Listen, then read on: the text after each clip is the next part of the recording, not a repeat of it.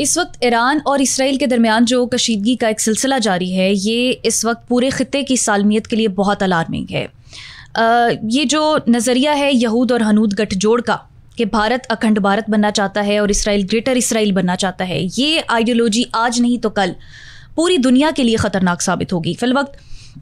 ایران جو ہے وہ جنگی محاذ پر تو ریٹیلیٹ کرنے کی کوشش کر رہا ہے، اس کو سفارتی محاذ پر بھی حل کرنے کی پوری کوشش کرے گا، لیکن دیکھنا یہ ہے کہ اس سارے سلسلے میں ایران کو جو ہے وہ کس طرح سے حمایت حاصل ہوتی ہے، جو اسلامی ممالک ہے ان کا کیا رد عمل ہوتا ہے، اور اس خطے کی سالمیت کے لیے کون سا ملک کتنا کردار ادا کرتا ہے۔ اس سب پر ایک بات کرتے ہیں، تفصیلی گفتگو کرتے ہیں۔ میرے ساتھ موجود ہیں آصف لقمان قاضی صاحب، جو کہ ڈائریکٹر امور خارجہ جماعت اسلامی ہیں۔ السلام علیکم آصف صاحب، کیسے ہیں آپ؟ وعلیکم السلام، بہت شکریہ جی۔ بہت شکریہ آپ کے وقت کا۔ آصف صاحب، یہ جو جس آئیڈیالوجی کا میں نے ذکر کیا ہے یہود اور ہنود گٹھ جوڑ کا، کہ بھارت اکھنڈ بھارت بننا چاہتا ہے، اسرائیل گریٹر اسرائیل بننا چاہتا ہے، اس سارے سلسلے میں ابھی تک دیکھیں تو اسلامی ممالک کا کردار بحیثیت امت مسلمہ آپ کیا سمجھتے ہیں؟ جی بالکل، یہ آپ نے بہت الارمنگ ہے، یہ جو گٹھ جوڑ ہے زیونزم کا اور ہندوتوا کا، اور یہ دونوں فاشسٹ آئیڈیالوجیز ہیں، اور فاشزم کا خاصہ یہ ہے یا اس کی نیچر میں یہ شامل ہے کہ وہ مسلسل جو ہے وہ اپنی بالادستی کا سفر جاری رکھنا چاہتا ہے، اور یہ نسلی بالادستی پر مبنی دونوں حکومتیں ہیں۔ آپ کو یاد ہوگا کہ 2 سال پہلے نتنیاہو نے جو فلسطین کا نقشہ دکھایا تھا اقوام متحدہ میں، تو وہ مکمل اسرائیل میں انہوں نے کنورٹ کر دیا تھا جی، اور اس میں فلسطین کا سرے سے کوئی ذکر نہیں تھا۔ بالکل ایسے۔ تو یہ وہ نقشہ ہے ان کے ذہن میں ایک گریٹر اسرائیل کا، جس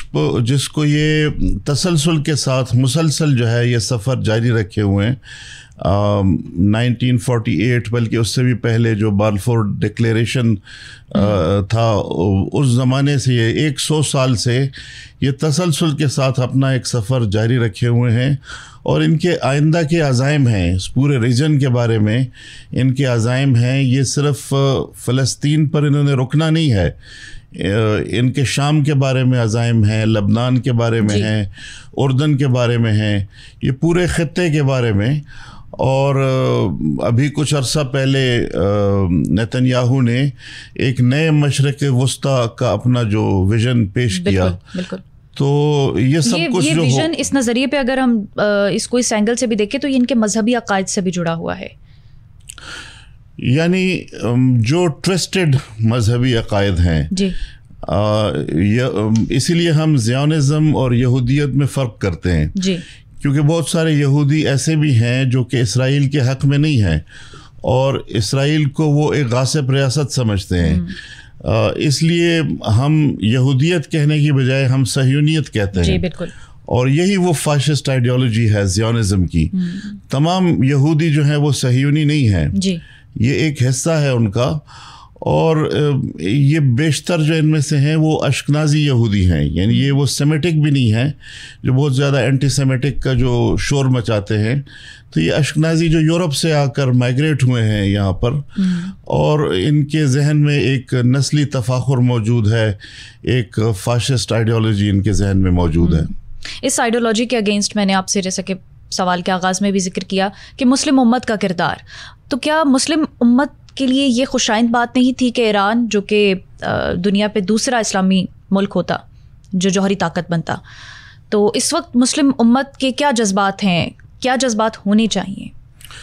جی بالکل، یعنی مسلم امت جب ہم کہتے ہیں تو اس میں ہمیں یہ ضرور ذہن میں رکھنا چاہیے کہ مسلمان ممالک کی حکومتیں ایک طرف ہیں اور مسلمان ممالک کے عوام دوسری طرف ہیں۔ یہ ہم نے غزہ میں بھی دیکھا، اور حکومتوں کی پالیسی کو ہمیں امت کی پالیسی نہیں سمجھنی چاہیے، بالکل ایسے، کیونکہ جو حکومتیں ہیں زیادہ تر ڈکٹیٹرشپس پر مبنی ہیں، اور ان کو اپنے ملک کے پاس یہ کبھی بھی نہیں گئے ان کا اعتماد حاصل کرنے کے لیے، اس لیے ان کے لیے بقا اپنی اسی میں نظر آتی ہے کہ امریکہ کی خوشنودی ان کو حاصل ہو، اور امریکہ کی خوشنودی کے حصول کے لیے وہ پھر اسرائیل کی خوشنودی کے بھی طلبگار ہیں۔ صحیح۔ تو بالکل بطور مسلمان کے یہ پالیسی ہونی چاہیے کہ ہم اکٹھے ہوں، ہم متحد ہوں، اور اسرائیل کا وجود جو ہے وہ اس خطے میں ایک ان نیچرل وجود ہے، یہ آرگینک پارٹ نہیں ہے اس پورے ریجن کا، یہ ایک مصنوعی طور سے کریٹ کی گئی ریاست ہے، اور اب اس مصنوعی طور سے کریٹ کی گئی ریاست کو اب بالادست بھی بنایا جا رہا ہے۔ نہ صرف یہ کہ انہوں نے ایک ناجائز ریاست بنائی، پہلے برطانوی استعمار نے، اب امریکہ کے زیر سرپرستی، بلکہ اس ناجائز ریاست کو اب وہ کوشش کر رہے ہیں کہ اس کو بالادستی دلوا دیں، اس کے پورے ریجن میں اس کا تسلط قائم ہو جائے، اور اس کے ذریعے سے پھر ان کی چودراہٹ جو ہے نا وہ اس خطے میں قائم ہو۔ آصف صاحب، آپ کیا سمجھتے ہیں؟ بڑی اہم آپ نے بات کی کہ اپنے مفادات کی خاطر کئی ممالک کو جو ہے وہ ڈپلومیٹ بیہیویئر جو ہے وہ شو کرنا پڑتا ہے۔ ایران کا سٹانس آپ سمجھتے ہیں؟ ان کی پالیسی چونکہ ٹرانسپیرنٹ ہے اس حوالے سے، وہ ہمیشہ سے جب فلسطین کی بات ہوئی تب بھی انہوں نے جوابی حملے کیے اور ایک احتجاجاً حملہ کر کے یہ ثابت کیا کہ ہم اگر اسلامی نظریے پہ کھڑے ہیں تو ہم کھڑے ہیں، اور ابھی بھی اگر دیکھا جائے تو ایران اس سٹانس پہ کھڑا ہے۔ لیکن آپ کو نہیں لگتا کہ اگر وہ مستقل اس پر اڑا رہتا ہے تو یہ اس کے مستقبل کے لیے خطرہ ہو سکتا ہے؟ دیکھیں، غزہ پر تو میں سمجھتا ہوں کہ صرف مسلمان ہی نہیں، پوری انسانیت، یعنی غزہ میں جو ظلم ہوا ہے اور ایک چھوٹے سے خطے میں جس قدر بارود برسایا گیا ہے اس کی تو نظیر نہیں ملتی پوری تاریخ، انسانی تاریخ میں، کہ اتنے چھوٹے سے خطے میں آپ کو اتنا زیادہ اسلحہ استعمال کیا جائے۔ اس لیے غزہ کا درد محسوس کرنے کے لیے مسلمان ہونا ضروری نہیں ہے، اس کے لیے انسان ہونا ضروری ہے۔ ہم نے دیکھا کہ مغربی ممالک میں بہت سارے ممالک جو ہیں اس میں لاکھوں کی ریلیز نکلی ہیں، اور اس وقت بھی جب زیادہ تر مسلمان ممالک میں خاموشی ہے تو اس وقت بھی ہم نے دیکھا کہ جو ابھی فریڈم فلوٹیلا جو میڈلین کے نام سے نکلا، تو وہ اٹلی میں سے نکلا، اور اس پر جو لوگ موجود تھے وہ زیادہ تر مغربی ممالک کے لوگ۔ اس لیے میں سمجھتا ہوں کہ غزہ کے ایشو پر تو ہمیں انسانی بنیادوں پر ایک وسیع تر جو الائنس جو ہے وہ قائم کرنا چاہیے، ایک براڈر الائنس قائم کرنا چاہیے، اور یہی الائنس جو ہے یہ بنیاد بنے گا ایک نیو ورلڈ آرڈر کے لیے، ایک ایسا ورلڈ آرڈر جس کی بنیاد انصاف پر ہو، جس کی بنیاد عدل کے اوپر ہو، جو امن کے اصولوں کو قائم کرنے کے لیے کام کرے، کیونکہ جو دوسری جنگ عظیم کے بعد جو ورلڈ آرڈر قائم ہوا تھا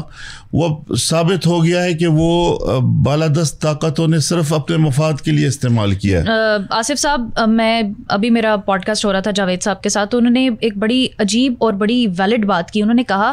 کہ دنیا میں چلنے کے لیے نا آپ کو اخلاقیات کی بنیاد پر نہیں ہونا پڑتا، اب آپ کو جو ہے نا وہ پاورفل ہونا پڑتا ہے۔ یہ اب ایک کہہ لیں کہ انفارچونیٹ سین ہے کہ ہمیں یہ والی پالیسی اپنانی پڑتی ہے کہ ہم پاورفل ہوں، اکنامکلی پاورفل ہوں، ہمارا جو ڈیفنس سسٹم اتنا مضبوط ہو تو ہم دنیا میں جو ہے وہ کامیاب ہو سکتے ہیں۔ لیکن جب ہم اسلامی طرز پر اور اسلامی نظریے پہ بات کرتے ہیں تو ہمارے لیے سب سے بنیادی چیز جو ہے وہ اخلاقیات ہوتے ہیں۔ اب اگر مسلم ممالک کا کوئی بلاک اخلاقیات کی بنیاد پہ کھڑا بھی ہو جائے تو آپ کو کیا لگتا ہے اس ریجن میں وہ کون سے ممالک ہیں جو اکٹھے ہو سکتے ہیں؟ اور اس میں سعودی عرب اور اگر ترکی کی میں بات کروں تو ان کا رول کتنا امپورٹنٹ ہو سکتا ہے؟ جی، میں تو یہ کہہ رہا ہوں کہ اس کو انسانی بنیادوں پر قائم کرنا، صرف جو آپ کا ورلڈ آرڈر ہے وہ صرف مسلمان ممالک کی بنیاد پر قائم نہیں ہوگا، وہ پورے جو اور بہت ساری چیزیں، بہت سارے انیشیٹو، برکس کے نام سے ایک انیشیٹو ہے جو کہ ایک آزاد خارجہ پالیسی رکھنے والے ممالک کا، تو یہ اب ایک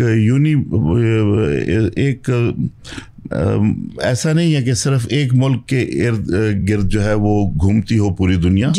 اب یہ ملٹی پولر ورلڈ ہے، جس میں چین کا بھی کردار ہے، جس میں روس کا بھی کردار ہے،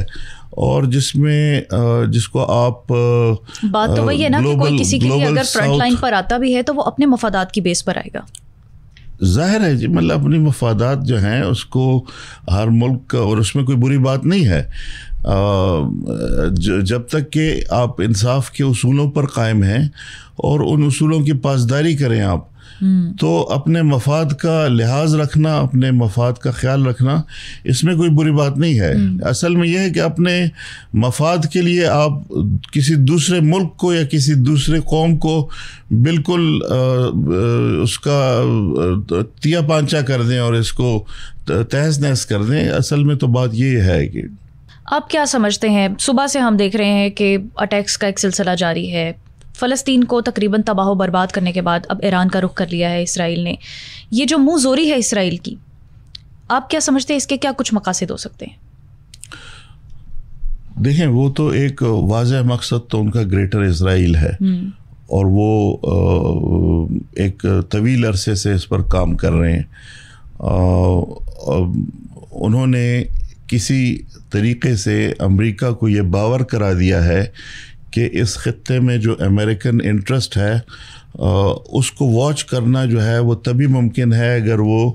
اسرائیل سلامت رہے گا تو وہ امریکن انٹرسٹ کو، اگرچہ اس میں حقیقت نہیں ہے،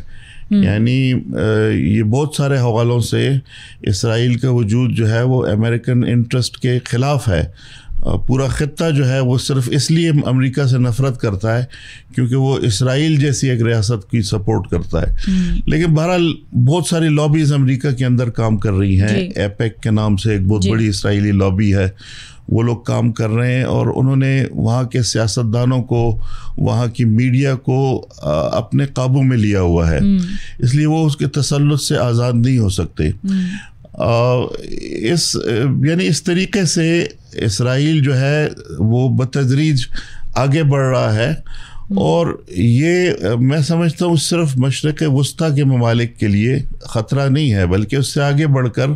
یہ خود پاکستان کے لیے خطرہ ہے. ہم نے دیکھا کہ جو ابھی ہماری جنگ ہوئی بھارت کے ساتھ، اس میں اسرائیلی ڈرون استعمال کیے گئے، اسرائیلی ٹیکنالوجی یوز کی، اور اسرائیل نے ڈرون فراہم کیے جنگ کے موقع پر بھارت کو. اور یہ ایک رپورٹ بھی ہے کہ مقبوضہ کشمیر میں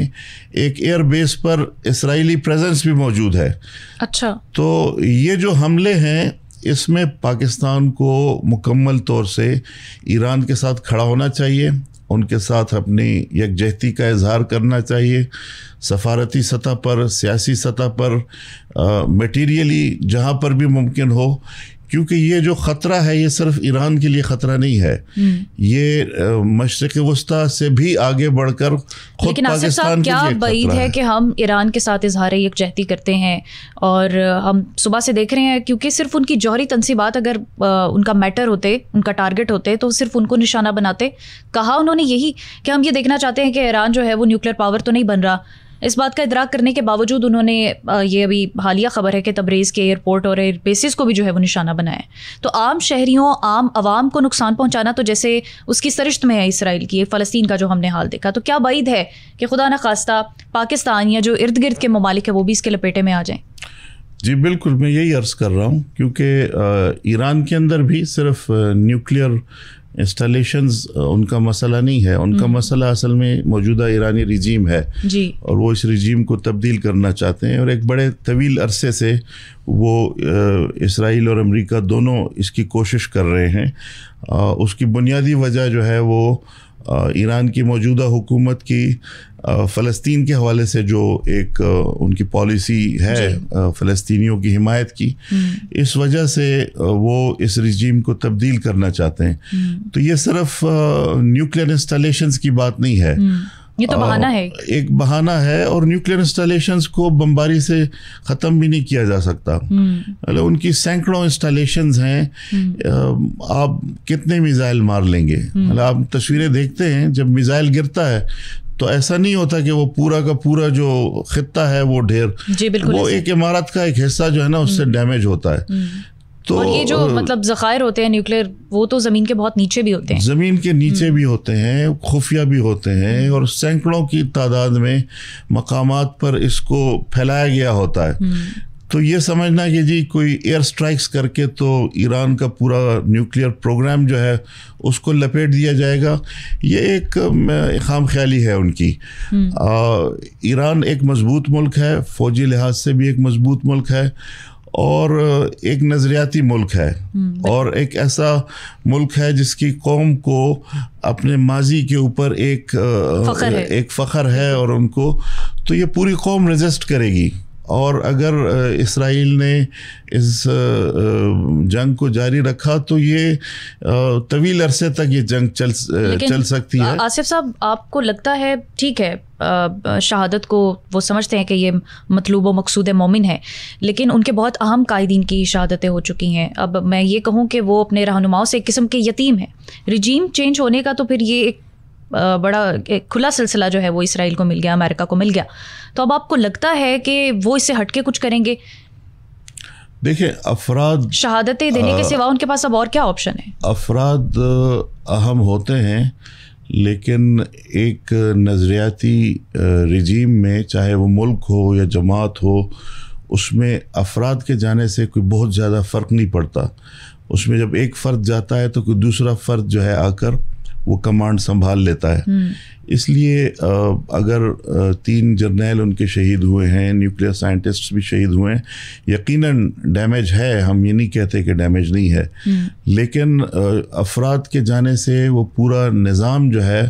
وہ بیٹھ نہیں جاتا, دوسرے لوگ آ کر اس کو سنبھال لیں گے. اس لیے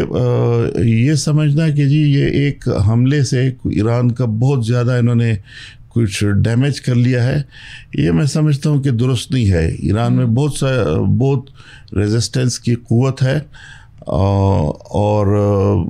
بالخصوص وہ بوٹس آن گراؤنڈس کا تو وہ فی الحال تصور نہیں کر سکتے. ایئر کامبیٹ کا سلسلہ ہو سکتا ہے, لیکن ایران غزہ نہیں ہے. غزہ میں کی تو اپنی مسلح افواج نہیں ہے نا جی, نہ ان کی ایئر فورس ہے, نہ نیوی ہے, نہ تو ایران پر حملہ کرنے کے بہت سارے جیو اسٹریٹجک کانسیکوینسز ہیں. بالکل, جیسے ایک بڑا جو اس کا کانسیکوینسز میں ایک بڑی چیز شامل ہے وہ اسٹریٹ آف ہارمز کا بند ہونا ہے جی, اور جو کہ ایک آئل سپلائی کی شاہرگ ہے جی, تو وہ پوری دنیا میں آئل سپلائی کا ایک کرائسس کریٹ کر سکتے ہیں. اس لیے, اور ایران بہت بڑا ملک ہے, یہ تو 16 لاکھ مربع کلومیٹر سے بڑا ہے, پاکستان کے ڈبل ان کا سائز ہے. ان کی اس وقت بھی جو اکانومی ہے وہ پاکستان کی اکانومی سے بڑی ہے, باوجود اس کے کہ کئی دہائیوں سے ان پر سینکشنز لگی ہوئی ہیں, لیکن ان کی جو ایکسپورٹس ہیں وہ 100 ارب سے زیادہ ہیں. اور میں سمجھتا ہوں جب تک چین ان کی سپورٹ میں موجود ہے تو ایران کی سلامتی کو کوئی مستقبل قریب میں کوئی بہت بڑا خطرہ نہیں ہے. اگرچہ ڈیمیجنگ ہوگا ان کے لیے, سینکشنز ہوں گی اور ڈیمیجنگ ہوگا, لیکن ایسا نہیں ہوگا کہ وہ دھڑام سے گر پڑے. بالکل بالکل. اور بھارت کے خلاف جو حنود آئیڈیالوجی تھی اس کے خلاف جو ہے وہ پاکستان نے جوابی کارروائی کی تھی, اور ہمیں اس بات کی پکی امید ہے کہ انشاءاللہ تعالیٰ ایران بھی جو ہے وہ اس یہود آئیڈیالوجی کے خلاف منہ توڑ جواب دے گا. آصف صاحب بہت شکریہ آپ کے وقت کا. یہ تھا ہمارا سما پوڈ کاسٹ. اپنی میزبان کو دیجیے اجازت. اللہ حافظ.